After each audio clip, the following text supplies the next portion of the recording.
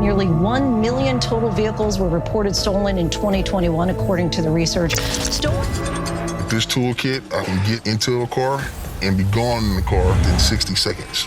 The numbers are astounding. We've seen over 100% and sometimes even over 300% increase in carjackings in these cities. The vehicles are gone in 90 seconds. Criminals using technical tricks to drive away new vehicles as if they own them. So we have this Land Rover heading out to Africa.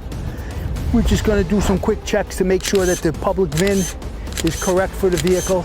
A man from Maryland was sentenced in federal court for exporting at least 17 stolen vehicles bound for Africa, worth more than $800,000. Well, Tom, all of the cars were reported stolen out of the Midwest and bound for West African countries. If you're in Africa and you are planning to buy a car, there is this probability that the car you are going to buy is going to be a car stolen in the US, UK, or Canada. In this video, I want to share with you how that happens and how you can prevent yourself from, buying stolen vehicles in Africa.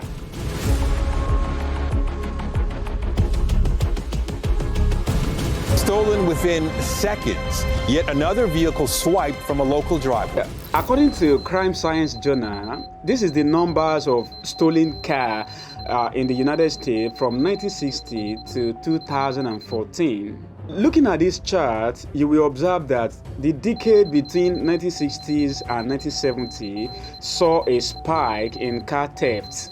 And why car theft goes down in the US in the beginning of 1980s, towards the end of 1980s and the beginning of 1990, we see another spike, which leads us to something similar to where we were in the 1960s.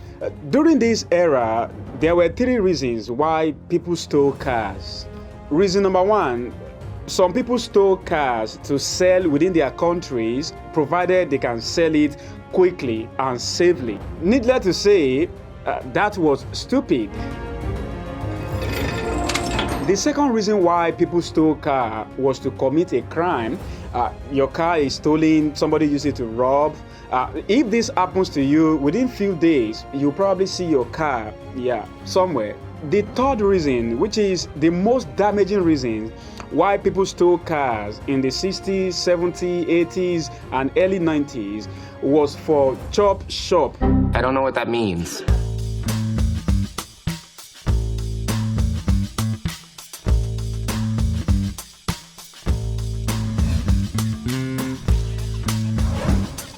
If the thief that stole your car are chop shopper, this is what will happen. They will drive your car to something that looks like a mechanic shop or even to their backyard. And this is what will happen next.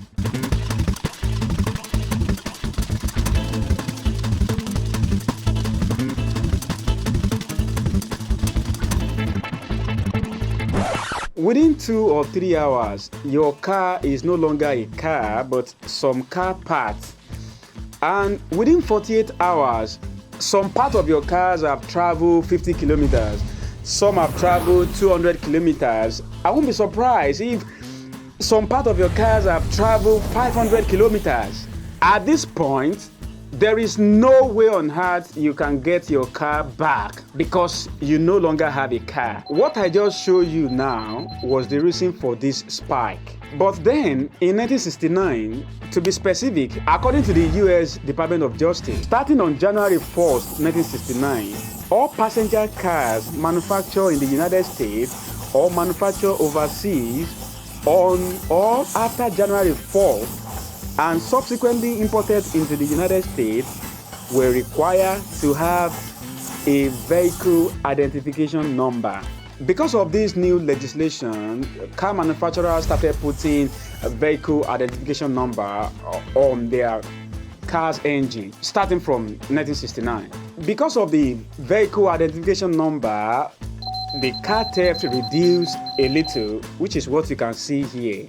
But you can trust criminals. They always find their way around roadblocks. So towards the end of 1980s and early 1990s, car theft was on increase all over again.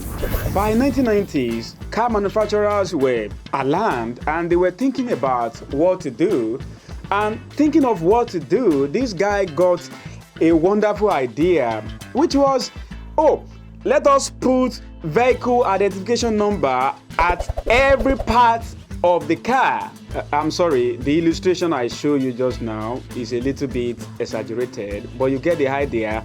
By putting vehicle identification number on the most important part of a car, it means if you steal a car to sell it as parts, eventually one part of that vehicle could be found somewhere.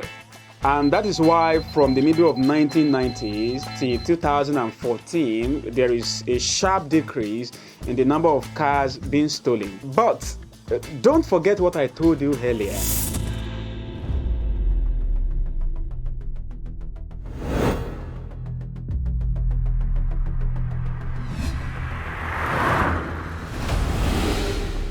On July 10, 1995, the New York Times published this report. According to this report, as at 1995, 375,000 stolen vehicles are shipped from US to China, Russia, and many European countries. Between then and now, the criminals have only got smarter.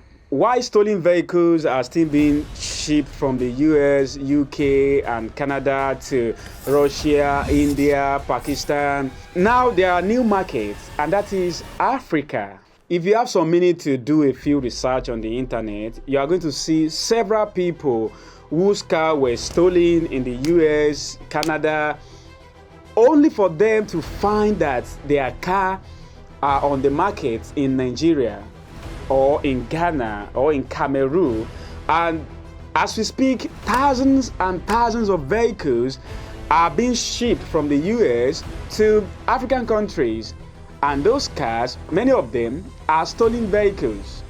Stolen within seconds. Yet another vehicle swiped from a local driveway, often never to be seen again.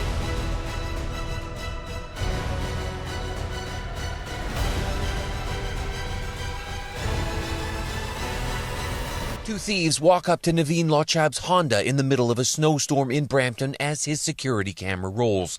And within seconds, they're inside. Wait another minute and they're able to turn on the ignition and drive away.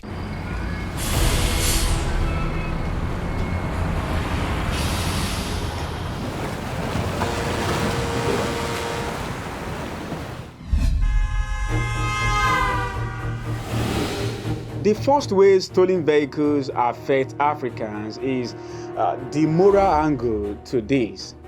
Now, imagine you save up money or you take loan, or for whatever reason, or in whatever means, you buy your dream car. You drive this car all around and you really like this car, only for you to discover 6 months after that your car was actually stolen from somebody in Canada. Yeah, your car cannot be retrieved to Canada because of the logistic and legal issues that can cause. But starting from that day, the relationship you have with your car has changed forever. Suddenly, you start looking at your car as a stolen vehicle from somebody. Yeah, the second way stolen vehicles are affecting Africa or can affect you is you can buy a car and you never get to see that car. Let me give you an example. In January of 2020, I bought a car from somebody on this website. Then the car was shipped to me in Nigeria.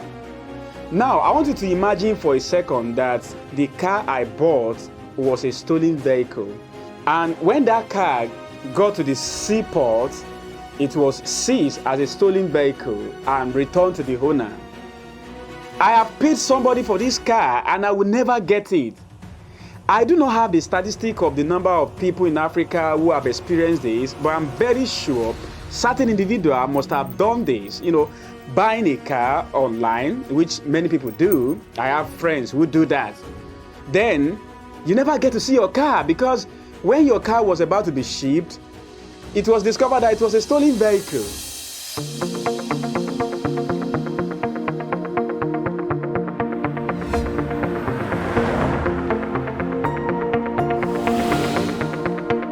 If you're an African watching this video and you want to buy a car, any car at all in the future, the very first thing you should do is to ask for the vehicle identification number of that car.